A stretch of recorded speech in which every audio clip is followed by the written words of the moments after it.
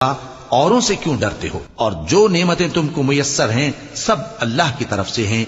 फिर जब तुमको कोई तकलीफ पहुंचती है तो उसी के आगे फरियाद करते हो। फिर जब वो तुमसे तकलीफ को दूर कर देता है तो कुछ लोग तुम में से अल्लाह के साथ शरीक करने लगते हैं ताकि जो नेमतें हमने उनको अता फरमाई हैं उनकी नाशुक्री करें। तो मुशरिको, दुनिया में फायदे उठा लो, फिर अनकरीब तुमको इसका अंजाम मालूम हो जाएगा। और हमारे दिए हुए माल में से ऐसी चीजों का हिस्सा मुकर्रर करते हैं जिनको जानते ही नहीं। काफिरो, अल्लाह की कसम कि जो तुम झूठ बांधा करते हो उसकी तुमसे जरूर पुरसिश होगी। और ये लोग अल्लाह के लिए तो बेटियां तजवीज करते हैं, वो पाक है, और अपने लिए बेटे जो मरगूब दिल पसंद हैं।